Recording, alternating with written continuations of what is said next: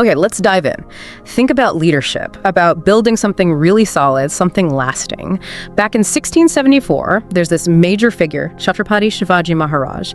He'd already carved out a pretty significant territory in India, but then he decides to make this really monumental move, a formal coronation. And it wasn't just, about getting a crown. It felt like a powerful statement. So today, we're going deep into the story behind that event. We're using a detailed biography to really understand, why it happened then, what challenges Shivaji faced, and just the sheer scale of it all. It was pivotal. Absolutely. And you're right. It's so much more than just ceremony. This coronation, it was a really carefully calculated move, massive implications. So for anyone listening who's interested in, how authority gets established, how you solidify a vision for a whole kingdom, well, this look at Shivaji's coronation offers some pretty fascinating insights. So where should we start? Maybe the political scene. What was going on that even allowed him to think about something this big? Yeah, let's set the stage. The political landscape, it sounds like maybe for a change, the big powers around Shivaji were a bit, distracted.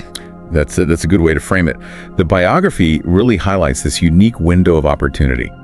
You had Bijapur, a major Islamic sultanate. They were weakened. Hambarao had dealt them a significant blow. Then there's Aurangzeb, the Mughal emperor. He's kind of preoccupied up north with his campaigns, and maybe surprisingly, seemed a bit hesitant to confront Shivaji directly, possibly remembering past encounters. Right. So he had other things on his mind. Pretty much. And even Golconda, another key regional power, they had fairly amicable relations. They were actually paying regular tribute to Shivaji. So this lack of immediate overwhelming threats, it really created the space for Shivaji to make a move. Okay, so a moment of relative calm, politically speaking. But you mentioned earlier, Shivaji was already known as a Raja. He even had his own coins minted. So what was the real driver? Why the need for this incredibly elaborate coronation? What was the core motivation here? That really gets to the heart of it, doesn't it? It boils down to legitimacy and recognition. Yeah. Big time. Sure, he held practical power, absolutely. But the coronation, it aimed for something deeper. Religious sanction through proper Hindu rites, basically creating what the biography calls a consecrated monarchy. A consecrated monarchy, okay. Yeah. And the biography really stresses the need for those visible symbols of royalty, the proper throne, the canopy, the royal umbrella, things that command respect. And this wasn't just for his own people. It was about perception, how his enemies saw him, how other Indian princes saw him, even how those European trading companies saw him. They were becoming increasingly important players after all. So it was about elevating his status, making it clear he wasn't just some powerful local leader. The source mentions wanting to avoid being seen as a polygar or a freebooting chief.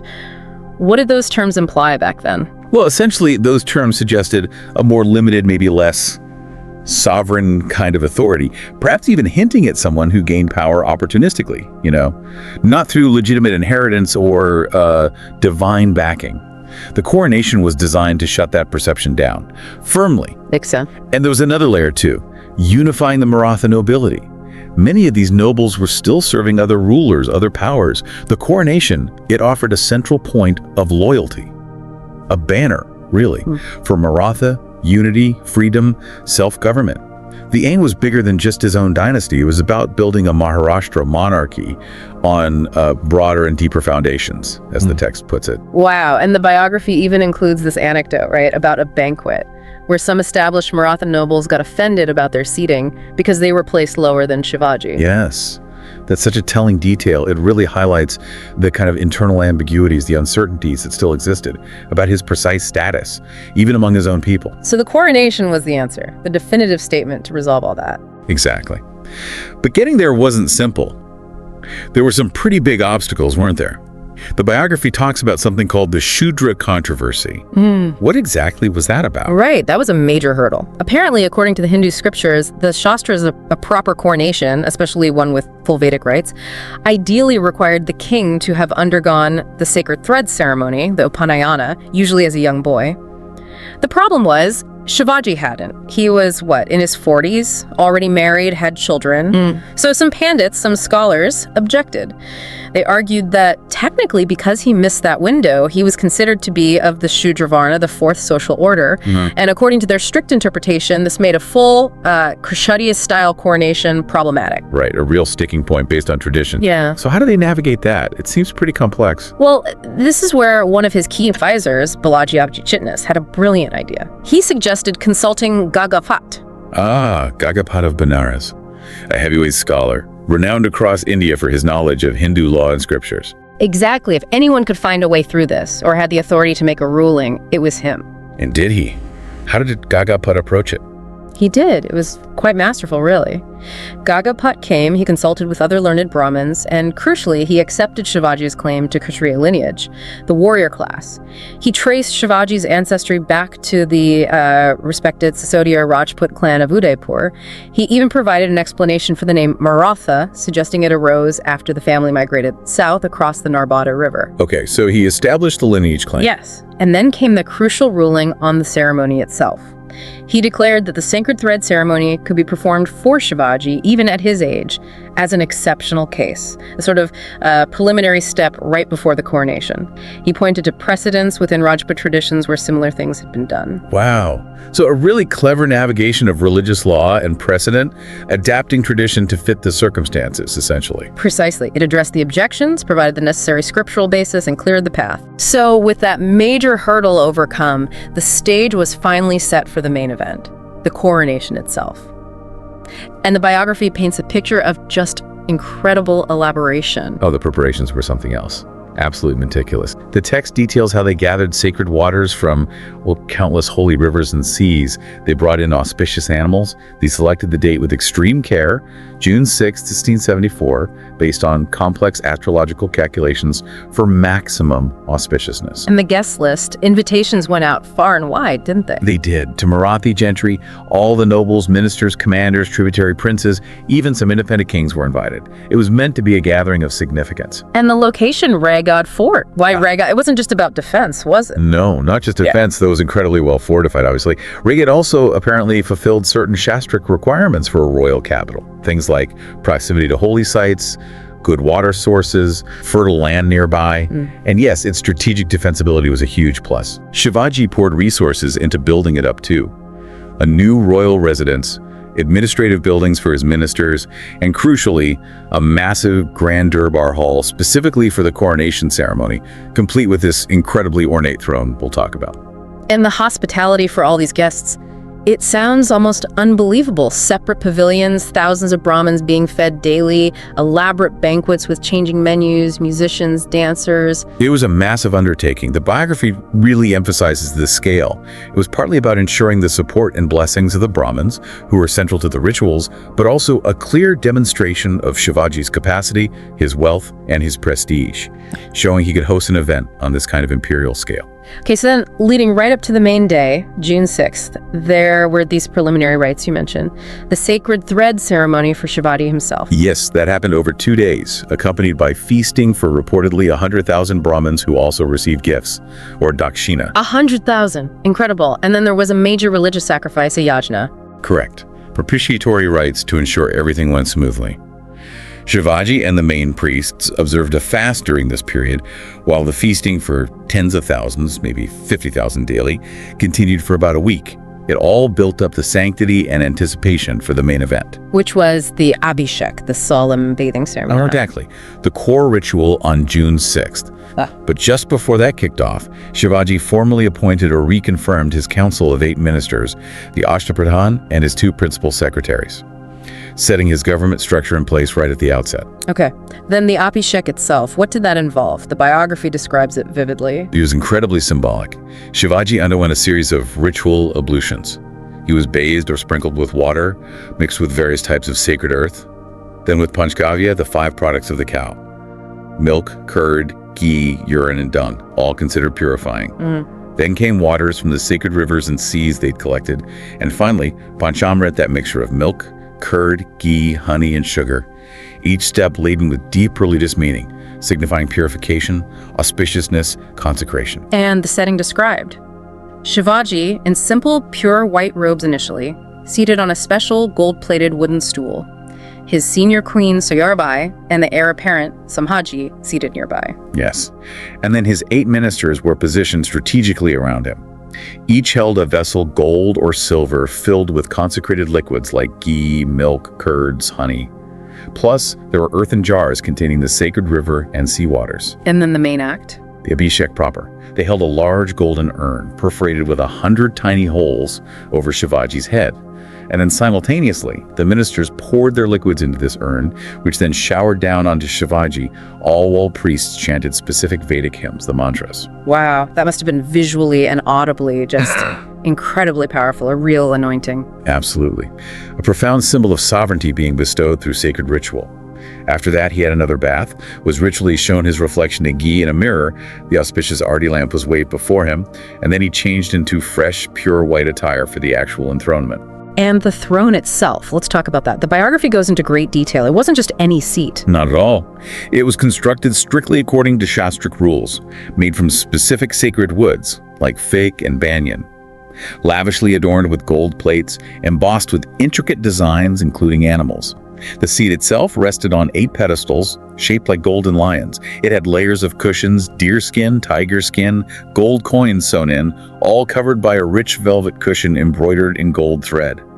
There was a silver provalval, or back support, and overhead, multiple canopies, one of cloth of gold, another golden one above that, studded with pearls and precious gems. Just sounds breathtakingly ornate, every detail packed with meaning. Exactly. The adherence to scriptural guidelines was paramount. It was all about grounding his kingship in ancient tradition and divine sanction.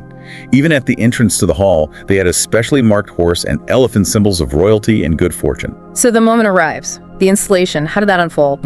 It was, again, very carefully choreographed. Shivaji first performed puja, worship, to a golden image of the god Vishnu. Then he approached the throne respectfully, saluted it, and ascended carefully, facing east without touching the throne itself with his feet. A sign of reverence. Right. As he took his seat, his 8 ministers took up their designated positions, standing around the lion throne.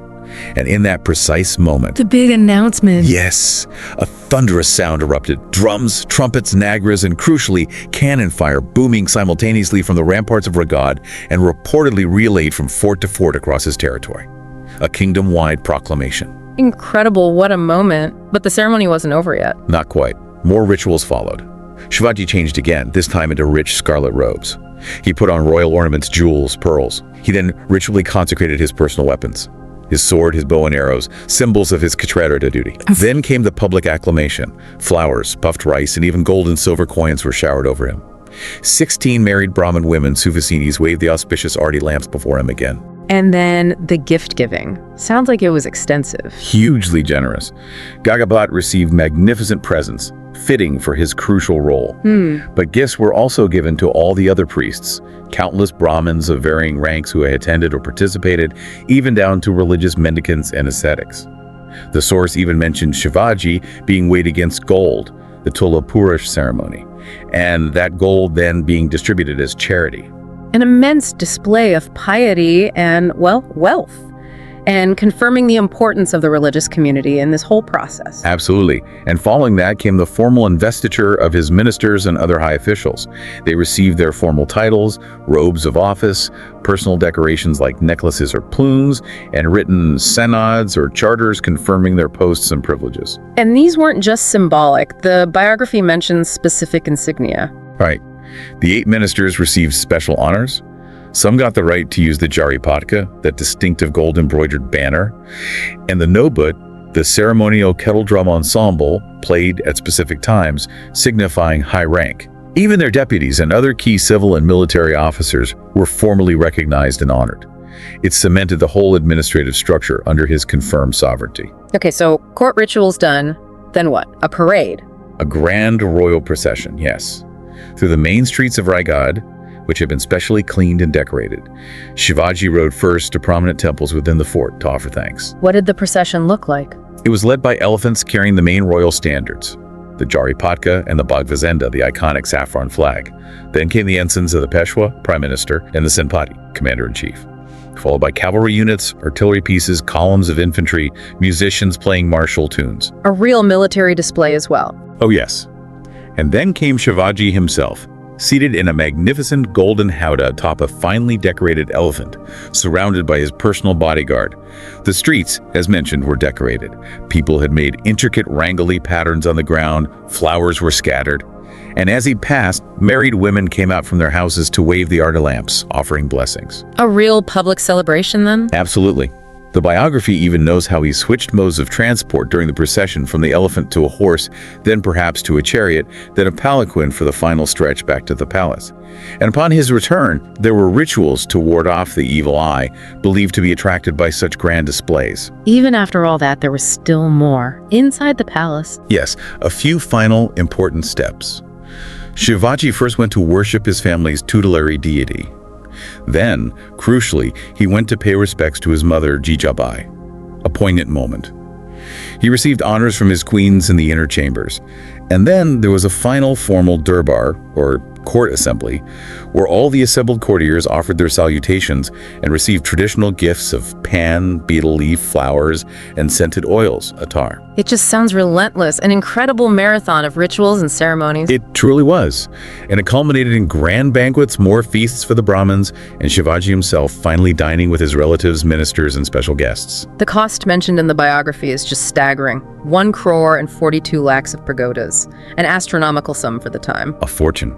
But clearly seen as a necessary investment in establishing undisputed sovereignty, projecting power, and, well, solidifying his legacy. And one of the most lasting outcomes was the start of a new era, right? Dated from the coronation. Yes, the Rajabhishek Shaka, a new calendar era commencing on June 6, 1674, or Shalivahan Shaka 1596, Jyeshta Shuddha 13. And along with it, his full, formal royal title was proclaimed.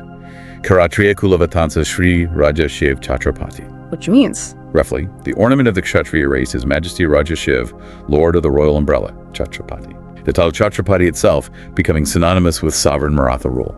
So the event happens, this massive, expensive, symbolic ceremony. What was the immediate impact? How did, say, the Islamic powers react? Did their perception change? The biography strongly suggests it did. It describes it as a kind of rude awakening for them. They could no longer comfortably dismiss Shivaji as just, a troublesome regional chief or a lucky rebel. The sheer scale, the religious legitimacy conferred by Gaga Bhatt, the unification it represented, it signaled that Shivaji's power was consolidated, his ambition was serious sovereignty, not just plunder, and that his rule had deep roots among his people. They had to start treating him with a different level of deference, it seems. So increased respect, or at least a recalculation of his power from Bijapur and the Mughals. What about others? Rajput princes, Europeans. His prestige definitely got a boost there too.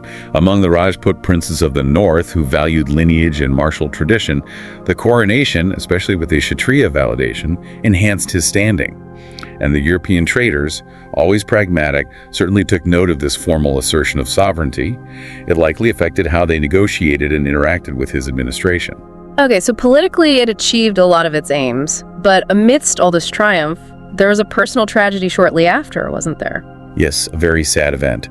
Just 12 days after the main coronation ceremonies concluded, Shivaji's mother, Jijabai, passed away. Oh wow, so soon after. It must have been devastating for him. She had been this incredible pillar of strength and inspiration throughout his entire life, his whole struggle. The biography portrays her death almost as if her life's mission was complete, having seen her son formally crowned as a sovereign Hindu king. That's quite poignant. How did Shivaji react? He was, by all accounts, overcome with grief, deeply affected. He went into a period of intense mourning. The source mentions he even briefly abstained from sitting on the throne he'd just ascended. It really underscores how central she was to him, personally and politically. That human element behind the grand history, it's powerful. Absolutely. His eventual return to Raigad, resuming his duties and undertaking some pilgrimages afterwards, it likely represented a period of processing that grief, while also reaffirming his commitment to the responsibilities that now rested fully on his shoulders. So looking back at the whole event, Shivaji Maharaj's coronation in 1674, It's clearly far more than just a historical footnote or a fancy party. Oh, definitely. It was a defining moment. It truly cemented his authority. It provided that crucial religious and social legitimacy. It acted as a powerful rallying point for Maratha unity, and it unambiguously announced the rise of an independent Hindu kingdom, the Hindava Swarajya on the subcontinent. It wasn't just a ceremony, as you said at the start, it was a statement, a foundation. Precisely. A declaration that resonated across India and shaped the course of Maratha history, and indeed Indian history, for decades to come. It really makes you reflect on the power of ritual, doesn't it? And symbolism.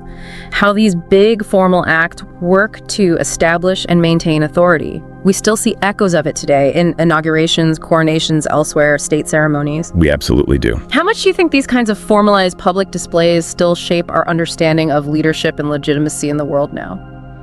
It's definitely something worth thinking about. I hope you like this chapter. We need volunteers and sponsors to create content with even better quality and with more variety. If you wish to join this initiative as a volunteer or sponsor, please click the links given in description below. To help us reach more viewers, please like, comment, share, and subscribe to Biography Central. Thank you for your time. It means a lot. Namaste.